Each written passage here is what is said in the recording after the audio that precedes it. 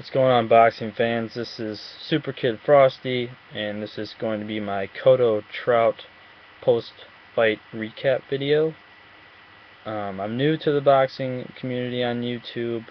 Um, I did post a Cotto Trout prediction video, but that was on my other account, which I can't access for some reason because Google Plus and the YouTube double accounts just screwed me over. I don't know. I couldn't get my password going and whatever.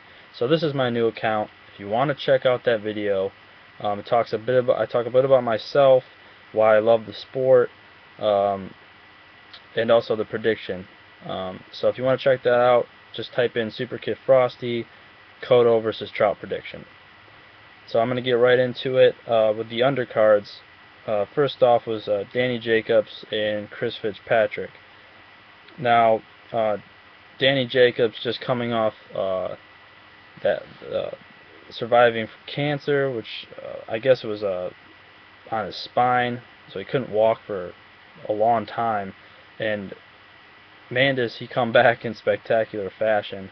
Absolutely destroyed Chris Fitzpatrick. Um, Obviously, a tune-up fight. Um, no love lost to Chris, but just not the caliber of fighter for a guy like Danny Jacobs, who had a stellar amateur career, top contender before he fell to Dimitri Prague a while back before he got cancer. Couple of things I saw was that he's looking very well. I mean, a guy coming off, cancer, looked phenomenal.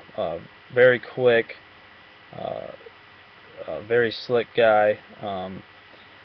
He looked very smart defensively and offensively. Knew how to pick his punches. Um, Chris Fitzpatrick just too slow, a little bit too cumbersome. I saw that fight not going very far, and Danny Jacobs even kind of let it go on a little farther so he could get that ring rust out a little bit. Like Danny Jacobs, awesome guy, very humble person, very charismatic person. I could definitely see him getting two more, tune-up fights in, and after that, kind of seeing him being in the contention to try to get a belt. Uh, so that's pretty much what I had to say about that fight. Pretty decent fight.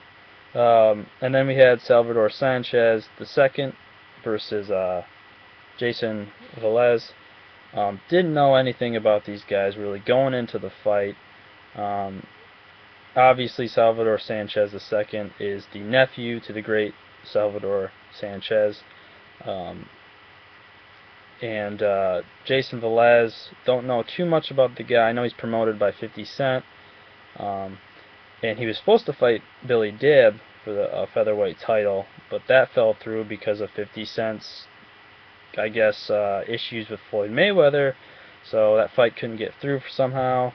Anyways, phenomenal showing by Velez. Just huge straight right hands. That beautiful right uppercut.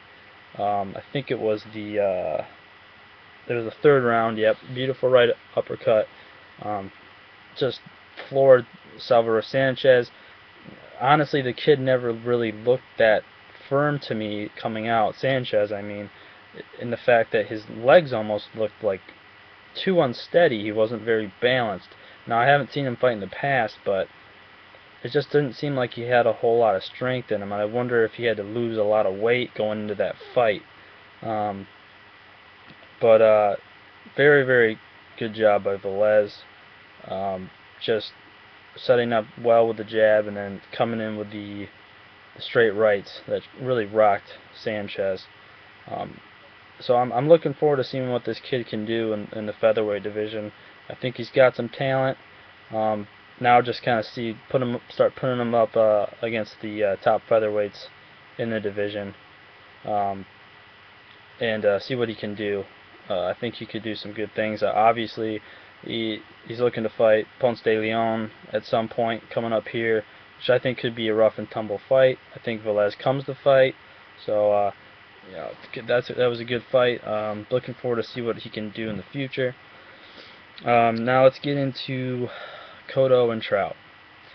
Had Cotto winning this fight by unanimous decision, but at the same time, I saw how this could end in a split decision for Trout.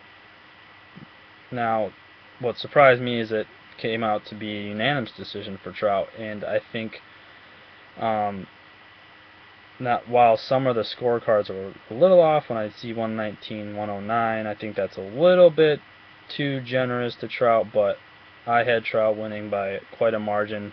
I gave him the last 4 or 5 rounds. First off, uh, Cotto, for me, first couple rounds looked good. I think he was sensing a little bit with that left hook.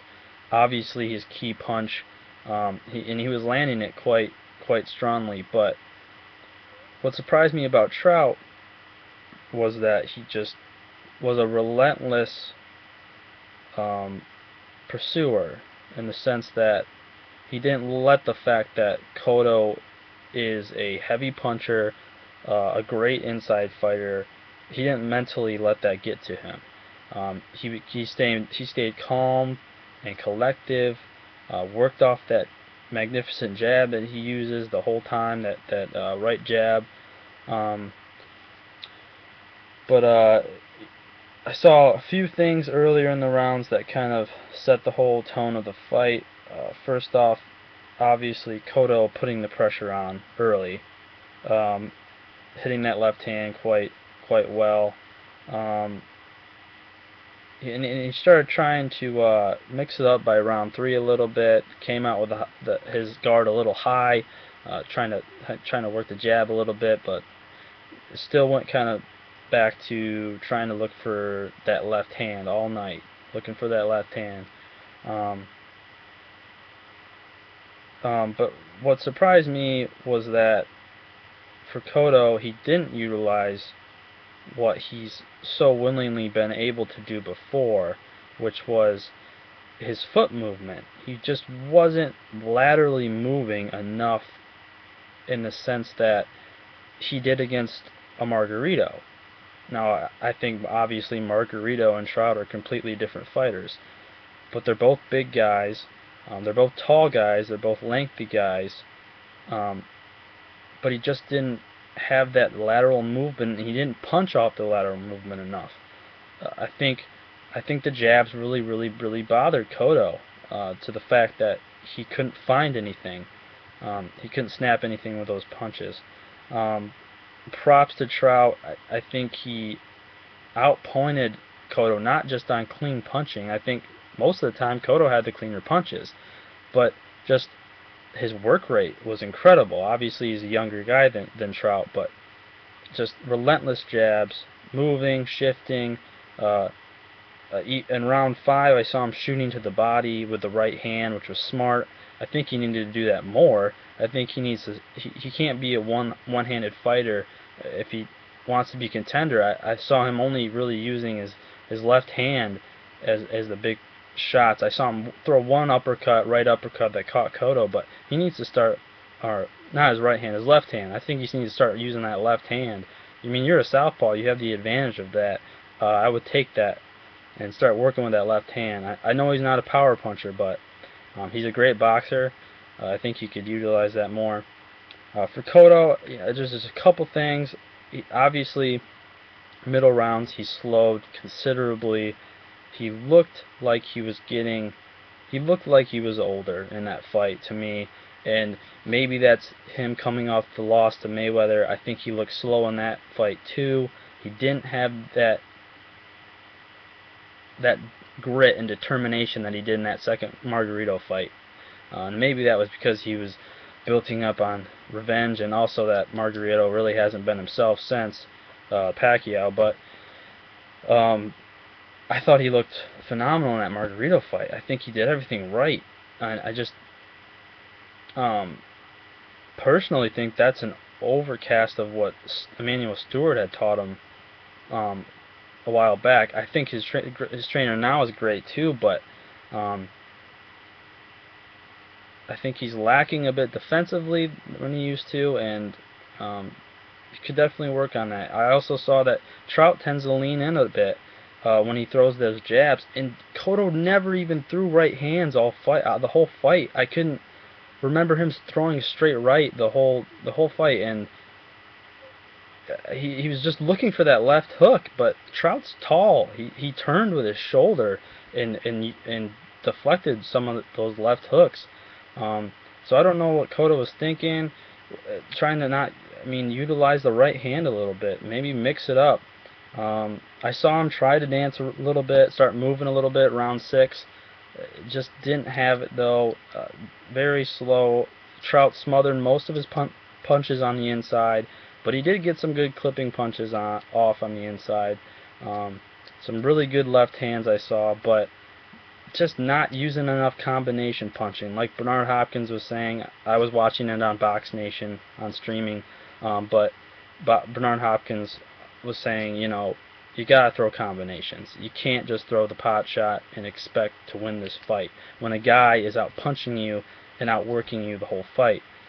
So I did give Cotto most of the early rounds, but Trout, he won the last 4 to 5 for me. Exceptional. I think he could definitely be a contender. I would like to see him fight Alvarez, which he did call out at the end of the fight. I'd like to see that fight more than Alvarez Mayweather, to be completely honest with you. Like why Trout was saying that he wanted to unify the division. I totally agree with him. I'd like to see that. But we'll see what he can do. I think that he's proved himself that he can fight in an A-class setting. I didn't think much of his win over Delvin Rodriguez. No disrespect to Delvin. Awesome fight with Paul Volak, but not necessarily an A-class fighter. So I'm interested to see what Trout can do. I think he's a good kid. He's a nice kid. He's charismatic. But for Cotto, man, I've been a big Cotto fan ever since he started out, especially his fights with Shane Mosley.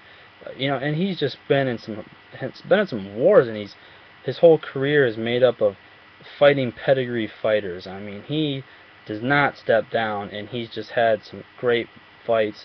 But honestly, it's come to the point where I just don't think that he can fight at the caliber of championship contention anymore. This night kind of proved that he's fallen off a bit. I still think he could still fight, but just not at the level that he used to, and that breaks my heart. Seeing him, kissing and hugging his family after the fight, is kind of just almost a somber tone to it. But I love Miguel Cotto. Huge fan of Miguel Cotto. He gave Mayweather probably one of the hardest fights he's had since Emmanuel Augustus made his nose bleed, just like Emmanuel Augustus. Or, yeah. I don't know if he was called Emmanuel Augustus back then or Emmanuel Burton. Anyways, just a decent fight overall. Not a lot of action, but a lot of, style, a lot of some intrigue to it. And looking forward to see what Trout can do. Wish Cotto the best. Hope that he can come back and maybe try something else. But that's my take on that. Run out of time here. Talk too much. So what's coming up for me next is I'm probably going to do a Koki Kamada Hugo Rios prediction before Wednesday with that fight. I think it's an interesting fight. I'm also going to do a new part series. I'm going to talk about it's called the boxing, the good, the bad, and the ugly, and talking about the sport in general. And each segment I'll probably release within the next couple weeks. So look for that. It should be interesting. Just talking about current issues, historical issues in boxing. So just keep an eye out, and thanks for listening.